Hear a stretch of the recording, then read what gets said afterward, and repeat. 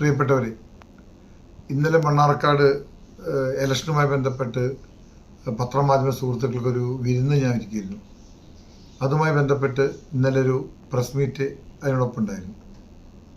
ആ പ്രസ് മീറ്റിൽ ഞാൻ പറഞ്ഞതല്ലാത്ത കുറേ വാർത്തകളാണ് ഓൺലൈൻ മീഡിയകളിൽ വന്നത്.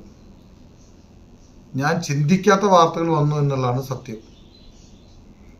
അതിൽ ആർക്കെങ്കിലും മാനസികമായിട്ട് വേദന ഉണ്ടായിട്ടുണ്ടെങ്കിൽ, എനിക്ക് വോട്ട് ചെയ്തവരുണ്ട്, എന്നെ സപ്പോർട്ട് ചെയ്തവരുണ്ട്, അങ്ങനെയുള്ള മുസ്ലിം മതത്തിലെ സമുദായത്തിലെപ്പെട്ട ആർക്കെങ്കിലും വേദനിച്ചിട്ടുണ്ടെങ്കിൽ ഞാൻ അതിൽ ദുഃഖിക്കുന്നു. പക്ഷെ ഞാൻ പറഞ്ഞത് സത്യത്തിൽ അതൊന്നുമല്ലായിരുന്നു. 2-3 വീടുകളിൽ പോയപ്പോൾ എനിക്കുണ്ടായ അനുഭവം, ആ അനുഭവം ഉണ്ടാകുമ്പോൾ ഒരു ഇലക്ഷൻ വർക്ക് നടക്കുന്ന വ്യക്തിയെ സംബന്ധിച്ചോളം കാലത്തൊരു വീട്ടിൽ കയറി ചെല്ലുമ്പോൾ ഞങ്ങൾ ഓർത്തഡോക്സ് ആണെന്ന് പറഞ്ഞാൽ ഉണ്ടാകുന്ന മാനസിക വികാരം, വിഷമവും. അതുകൊണ്ട് ഞാൻ പറഞ്ഞു, നമുക്ക് പരമാവധി വീടുകളിൽ അനാവശ്യമായി മറ്റുള്ള വീടുകളിൽ കയറണ്ട, വോട്ട് കിട്ടാവുന്നതോ അല്ലെങ്കിൽ നമ്മൾ സഹകരിക്കുന്ന വീടുകളിൽ കയറിയാൽ മതി എന്ന അർത്ഥമാണ് ഞാൻ ഉദ്ദേശിച്ചത്. എൻ്റെ ബിസിനസ് പാർട്ട്ണർമാരായാലും എൻ്റെ ഷെയർ ഹോൾഡർമാരായാലും അങ്ങനെ ഞാൻ വളരെ ഡീപ്പായി ബന്ധമുള്ള എല്ലാവരും മുസ്ലിം ഫാമിലിയിൽപ്പെട്ടവരാണ്.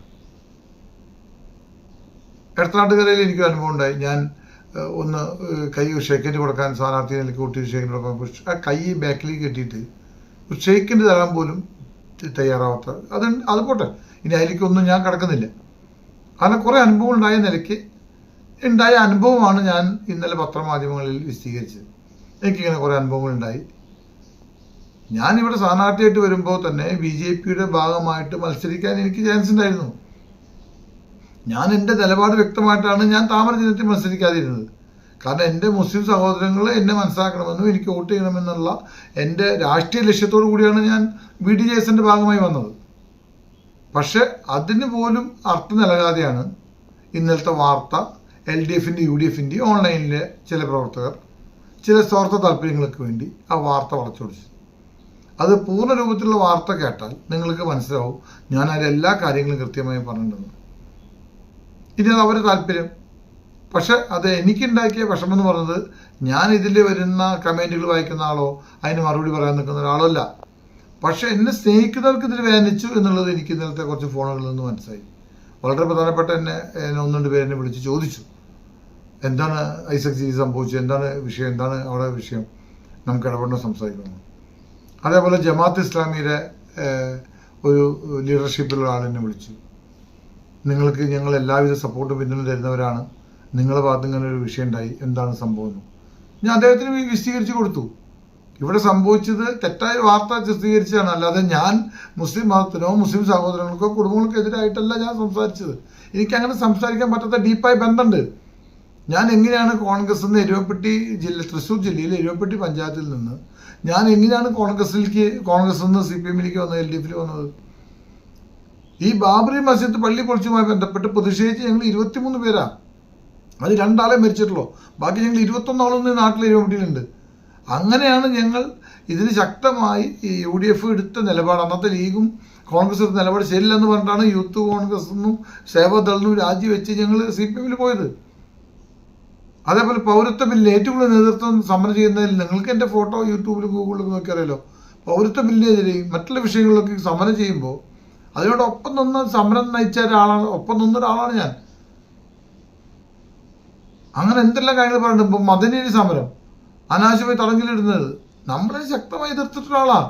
അദ്ദേഹത്തോടെ നിരാകാരം കാരണം തിരുവനന്തപുരത്ത് എൻ്റെ ജനഭൂമി എന്ന് പറഞ്ഞ മാസിക വായിച്ചാൽ നിങ്ങൾക്കത് മനസ്സിലാവും. ഒത്തിരി വീടുകളിലെ ബുക്ക് എത്തിയിട്ടുണ്ട്, അതിലുണ്ടല്ലോ എൻ്റെ ഓരോ നിലപാടുകളും. അപ്പം അങ്ങനെയുള്ള എന്നെ മുസ്ലിം വിരോധിയാക്കി മാറ്റി മണ്ണാർക്കാടത്തെ വരവ് നിർത്താം, മണ്ണാർക്കാട് ഞാൻ ബിസിനസ്സുകൾക്ക് വെച്ച് ബിസിനസ് ചെയ്യാൻ പറയരുത്, ഇല്ലെങ്കിൽ ഞാൻ അവിടെ രാഷ്ട്രീയത്തിൽ പ്രവർത്തിക്കാൻ പാടില്ല, എൻ്റെ രാഷ്ട്രീയ ഭാവി തകർത്തുകള, അങ്ങനെയുള്ള വ്യാമോഹം ആർക്കെങ്കിലും ഉണ്ടെങ്കിൽ അത് ഇപ്പോഴേ എടുത്ത് മാറ്റിക്കോ. ഞാൻ മണ്ണാർക്കാട് തന്നെ ഉണ്ടാവും. എനിക്ക് എല്ലാവിധ പിന്തുണയും സഹായവും മുസ്ലിം സഹോദരങ്ങളും ചെയ്യും, ഹിന്ദു മതത്തിലുള്ളവരും ചെയ്യും, ക്രിസ്ത്യാനികളും ചെയ്യും. ഞാൻ എല്ലാവരുമായിട്ട് സഹകരിച്ച് മുന്നോട്ട് പോകും. ഞാൻ സഹകരിക്കുന്നവർ സഹകരിക്കാവുന്ന ഒരു നേതാവും മണ്ണാർക്കാട് ഉണ്ടാവില്ല എന്നാണ് എൻ്റെ വിശ്വാസം. പിന്നെ നിലപാട് പറയുമ്പോൾ ആ നിലപാട് കൃത്യമായിട്ട് വാർത്ത കൊടുക്കുന്നവരോട് എനിക്ക് അവരെ അഭിനന്ദിക്കാൻ ഞാൻ തയ്യാറാണ്.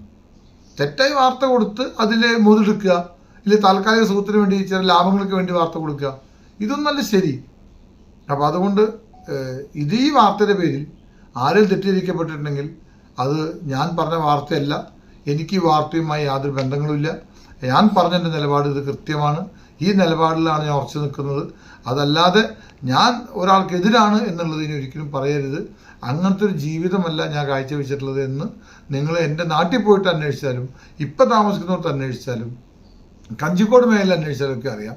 ഞാൻ വളരെ സാധാരണക്കാരനായി ജീവിക്കുകയാണ്. ബിസിനസ് വേറെ, ജീവിതം വേറെ. ഒരു എളിമയും സ്നേഹവും പരസ്പര വിശ്വാസമായിട്ട് ജീവിക്കുന്ന ഒരാളാണ് ഞാൻ. അതിന് ആയിരക്കണക്കിന് തെളിവ് മുസ്ലിം സമൂഹത്തിന് മുന്നിൽ വെക്കാൻ എനിക്കുണ്ട്. നിങ്ങളുടെ മതവുമായിട്ടുള്ള എൻ്റെ ബന്ധങ്ങൾ അതിലേക്കൊന്നും ഞാൻ ഇപ്പം കിടക്കുന്നില്ല. എനിക്ക് വോട്ട് ചെയ്ത, എന്നെ സഹായിച്ച, എനിക്ക് സപ്പോർട്ട് ചെയ്ത ആർക്കെങ്കിലും ഇത് വേദനിച്ചിട്ടുണ്ടെങ്കിൽ ഞാൻ അതിൽ നിങ്ങളോടൊപ്പം ദുഃഖിക്കുന്നു. അത് മനഃപൂർവ്വമല്ല. ഇത് ചിത്രീകരിച്ചപ്പോൾ ഇത് എന്താ പറയുക, ഒരു പ്രത്യേക രീതിയിൽ ഇതിന് രൂപകൽപ്പന ചെയ്താണ്. അങ്ങനെ ഇത് വന്ന ഒരു വാർത്തയാണ്. അല്ലാതെ നിങ്ങൾക്കെതിരെ ആ ഒരു വാക്കുകൾ ഞാൻ ഉപയോഗിച്ചിട്ടില്ല. ഞാൻ നിർത്തുന്നു. നിങ്ങൾക്ക് നമസ്കാരം. ഇനിയും മണ്ണാർക്കാടിൻ്റെ പ്രവർത്തന മേഖലയിൽ ഞാൻ കാണും. നിങ്ങളും തെറ്റിയിരിക്കുക. നിങ്ങൾക്ക് എന്തെങ്കിലും ഡൗട്ട് ഉണ്ടെങ്കിൽ എന്നോട് നേരിട്ട് ചോദിച്ചാൽ ഞാൻ കൃത്യമായ മറുപടി നിങ്ങളോട് പറയുന്നതായിരിക്കും.